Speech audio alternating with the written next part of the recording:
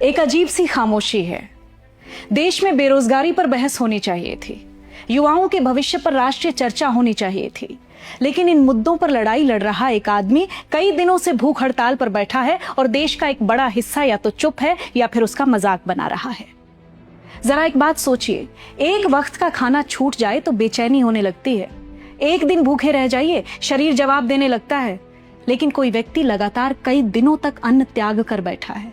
क्यों? अपने लिए या उन मुद्दों के लिए जो देश के करोड़ों युवाओं और आने वाली पीढ़ियों के भविष्य से जुड़े हैं। आज सोनम वांगचुक की भूख हड़ताल का 17वां दिन बताया जा रहा है। उनके स्वास्थ्य बिगड़ने की खबरें हैं, वजन लगातार घट रहा है, लेकिन उनकी बिगड़ती सेहत से भी ज्यादा चिंता की बात जानते हैं क्या है? हमारी संवेदनहीनता। क्या किसी भी लोकतंत्र में युवाओं के भविष्य के लिए लड़ाई लड़ना सिर्फ एक आदमी की जिम्मेदारी है? क्या करोड़ों छात्रों की चिंता एक अकेले इंसान के कंधों पर छोड़ दी जाएगी? और क्या हमारी भूमिका सिर्फ इतनी है कि हम उनका मजाक उड़ाएं, रील्स बनाएं, मीम्स बनाएं? यही सोनम वांगचुक हैं जिन्होंने लद्दाख में शिक्षा का एक ऐसा मॉडल खड़ा किया जिसकी दुनिया ने सराहना की, सेकमोल की स्थापना की, आइस स्टूपा जैसी तकनीक विकसित की जो जल संरक्षण का एक वैश्विक उदाहरण बनी, रमन मैग्सेसे पुरस्कार से सम्मानित हुए। ये व्यक्ति पहली बार सड़क पर नहीं बैठा है, इससे पहले दशकों तक समाधान खड़े करता रहा है। और आज जब यही व्यक्ति व्यवस्था से सवाल पूछ रहा है तो कम से कम सवालों पर तो बात होनी ही चाहिए।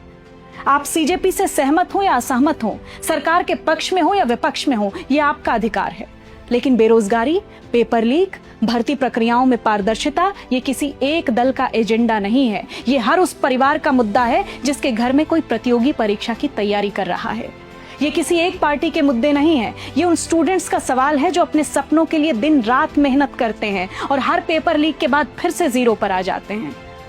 जिस दिन मेहनत करने वाले युवा का भरोसा व्यवस्था से उठ जाता है, उस दिन पूरा राष्ट्र हारता है। लेकिन याद रखिए, जिस समाज में संघर्ष मनोरंजन बन जाए, वहां भविष्य कभी सुरक्षित नहीं रह सकता। कोई भी देश अपने युवाओं के सपनों से मजबूत होता है। इसलिए किसी व्यक्ति का समर्थन मत कीजिए, किसी संगठन का समर्थन मत कीजिए, लेकिन इतना जरूर सोचिए कि अगर आपके अपने बेटे या बेटी का भविष्य दांव पर होता तो क्या आप तब भी इतने ही खामोश रहते?